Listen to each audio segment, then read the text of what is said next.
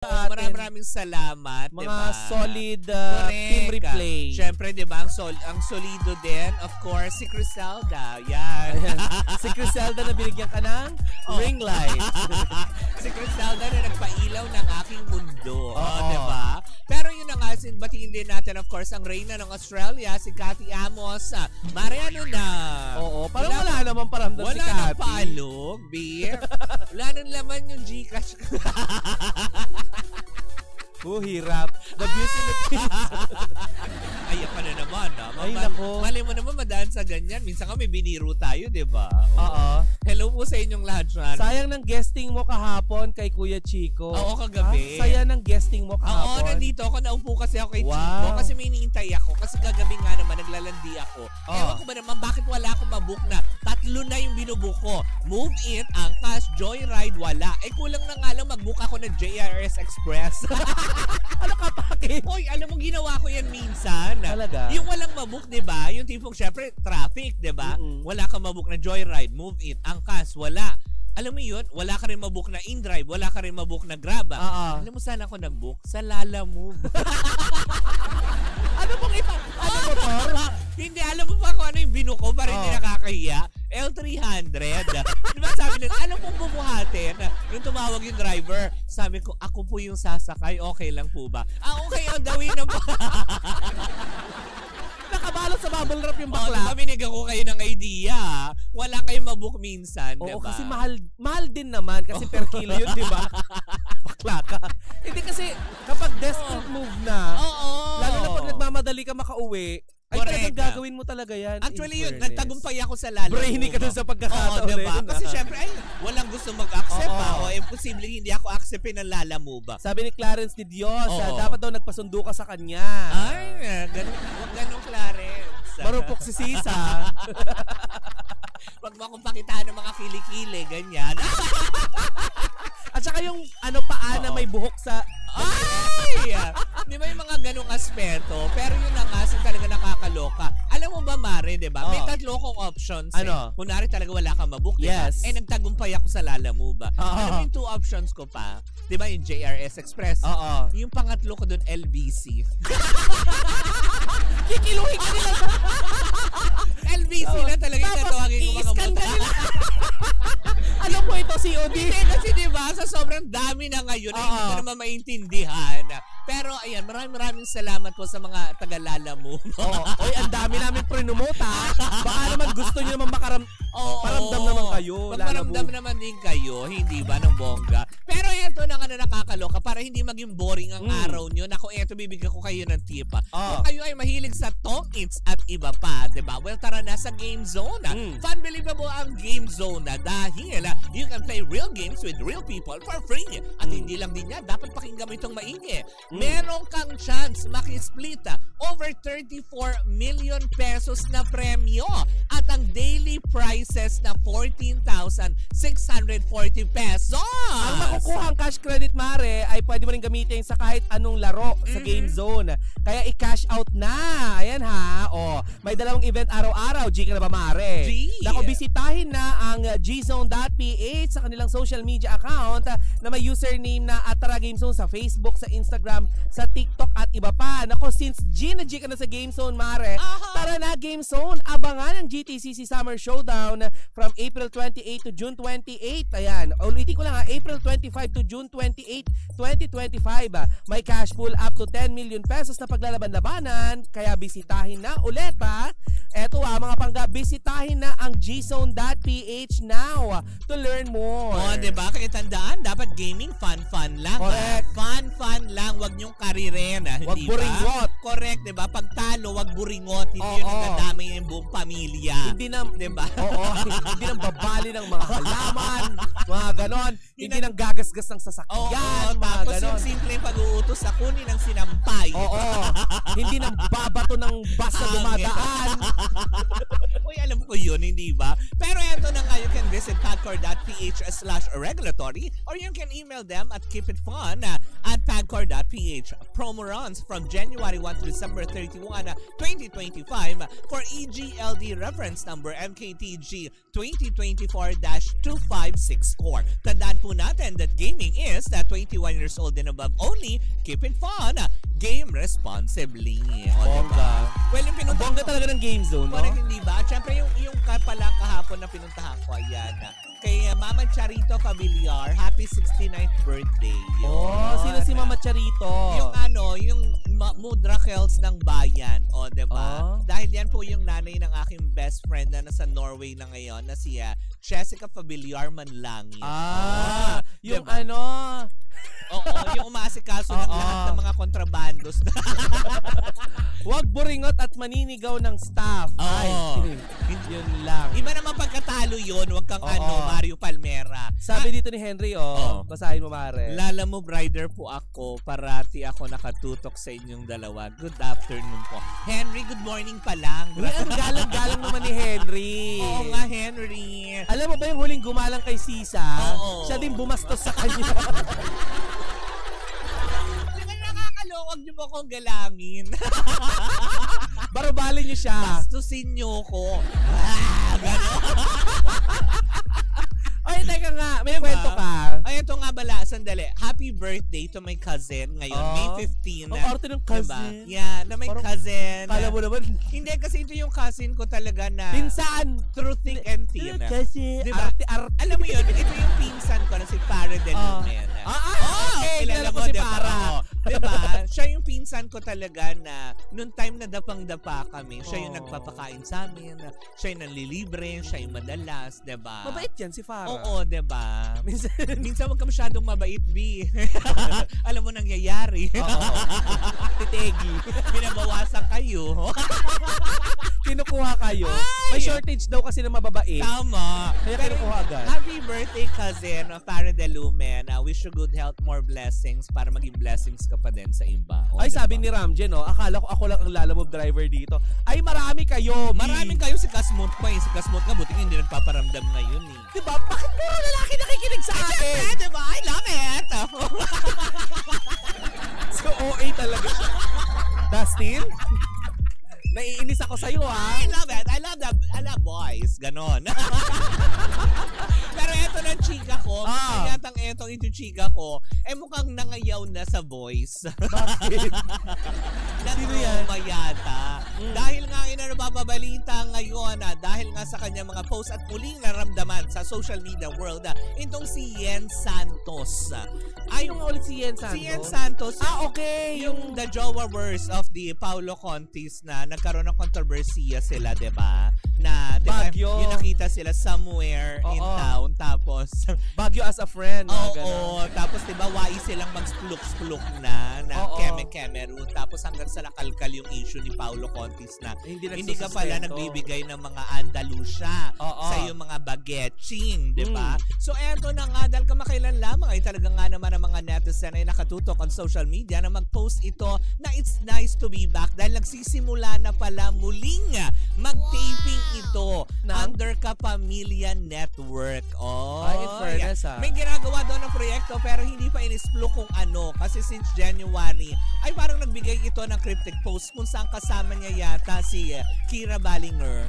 Ayan, Ballinger. Uy, walay na yata sila ni Paulo, di ba? Oo, parang walay na. Kasi kwentuhan mo. Alam mo yun, kaya back to work, di ba? Kasi parang tipong may pag-ibig ka nga pero gutom, di ba? Hindi, tsaka parang ang dami yata. Hindi, tsaka syempre, di ba?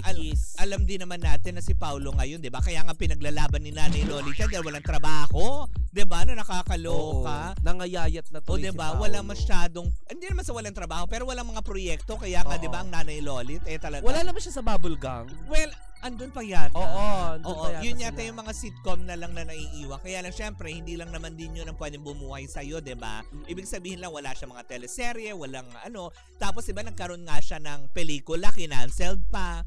Diba, yung mga ganong aspeto. Hindi pinalabas ng MTR Kaya, TV. hindi natin alam kung nabayaran sila ng TF doon kasi syempre, hindi naman na ipalabas. Paano kita ng producer? Lugi. Correct. Diba? So, ang buringot, yung producer.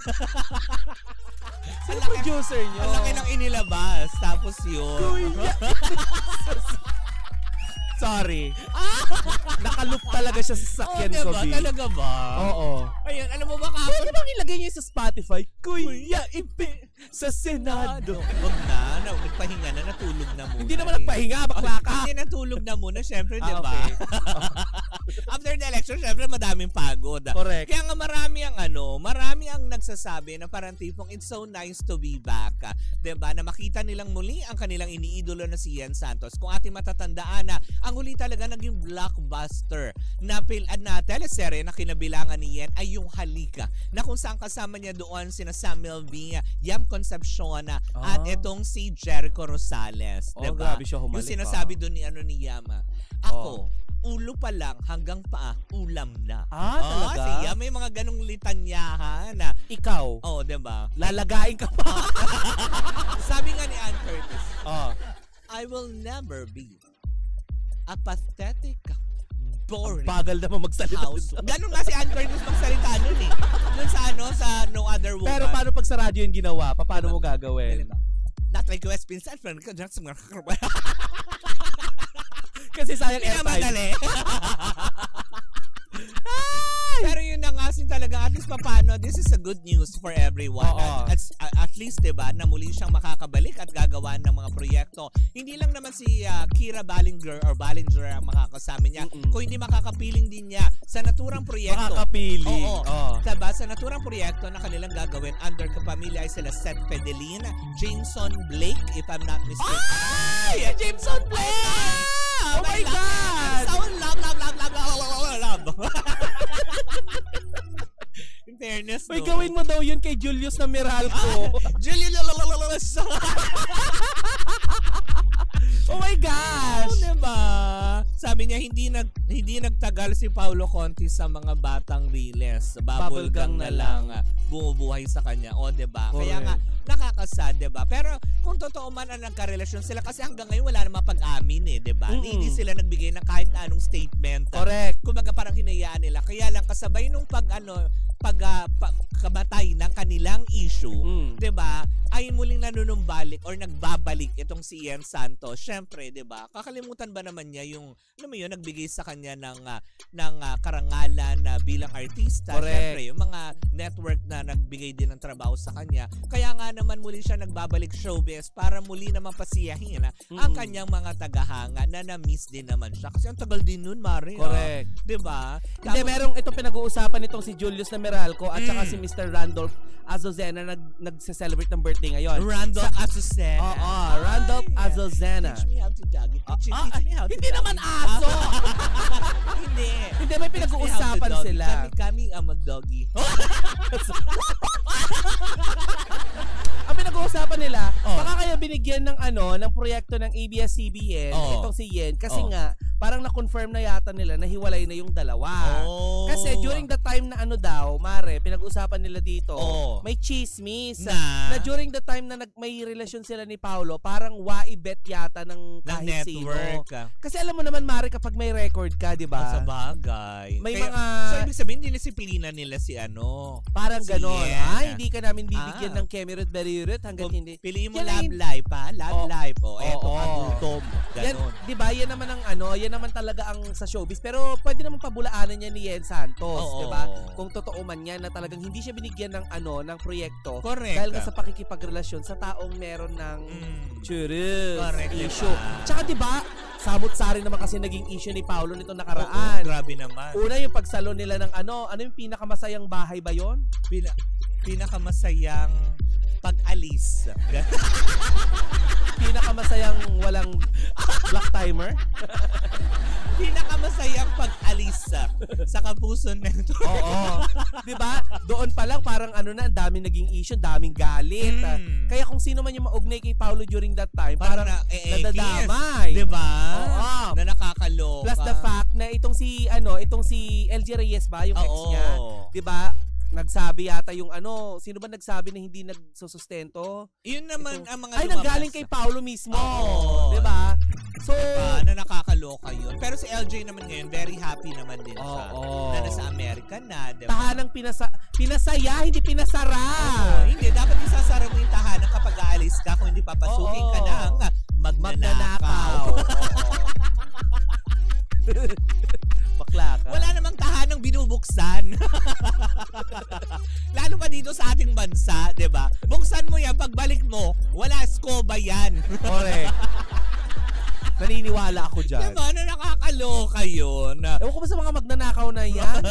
Pati sa mga sa mga iba dyan. Oy! Nako, hindi rin magtatagal dyan si Paolo Conti sa mga bata. Hindi rin nagtagal. Yun yung naulit lang niya yung kanyang... Hello po, Kapitana Sis at Tita Cora watching from Brunei. Hello! I-hello mo nga ako sa prinsipe niyo dyan. Na ex ni RC Munoz. Tama ba? Oo, diba? Ex ni RC Munoz. At ang ex ng iba-iba pang mga celebrities. Ay! Ano kilala ko? Yun din ba yung ex ni Oo. Take it. Ay! Hindi! Yung nanay niya maalakas. Uy, hindi naman daw nagkaroon ng relationship. Oo, ay wala. Baka naman kasi syempre, performer. Ganon. Syempre, artista. Bakla ka muna. Kumanta ka muna, kumanta muna, Kuya Ronnie, ng She's Gone. Ba't nawala yung comment niya? Oo nga, ba't nawawala? Nag-She's Gone din. Oo nga, ba't naka-hide? Baka naka-ano mo? Hindi. Feeling ko naka-ano to. Baka ito yung mga naka-block sa mga ibang shows. Oo. Yan. O, in-unblock kita. Magpakatino ka. Sinermonan mo on air. Pin-unblock kita. So Ay, pero congratulations kay Yen. Magaling magaling na artista itong si Yen. Talaga nga naman, bankable artist na hindi mo panghinayangan, produsan ng mga proyekto. Oo, lalo na nung kinanta niya paglabas niya ng yung kinanta niya yung hawak kamay, ay napakahusay. Akala ko kinanta, there are good, we are bad. Parang mali, ate. Yen Constantino pala yun. Ay, nako! But anyways, diba, maging masaya tayo at tabayanan natin kung ano man ang proyekto na meron si Yen Santos. Tignan natin kung hindi pa siya nakalimutan ng tao kasi ang tagal niya nagpahinga, ate. Oo, diba? Usually, mga nagpapahinga na ganun, diba? Yung mga nagpupulitik. Oo, diba? Tapos parang ngayon, nagchichismis pa ngayon na parang tipong baka nga daw mahirapan na alam mo yung bumalik sa ABS-CBN nga itong si Luis Manzano, diba? Ay, oo nga, no. Diba yan ang chinichika?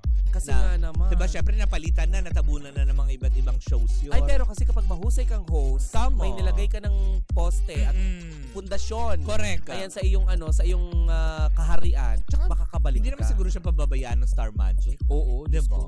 Isa si Luis Manzano sa highest paid na ano ba tawag doon? Na host dito sa Pilipinas. Tapos correct. hindi makakabalik. Truly. Diba? Oo. Kaya, hindi ko talaga yan, papatulan yung mga ganyang chika. Correct. Diba? Huwag natin basta-basta, alam mo yung sakyan yung mga ganyan nagkakalata. Sino dapat ang sakyan mo? Yung mga riders ng Lalamove. Okay, yung mga beep, beep, beep. Ang sabi ng jeep. Kuya Ipe sa Senado. Alam mo kung ginawa natin ito during election period?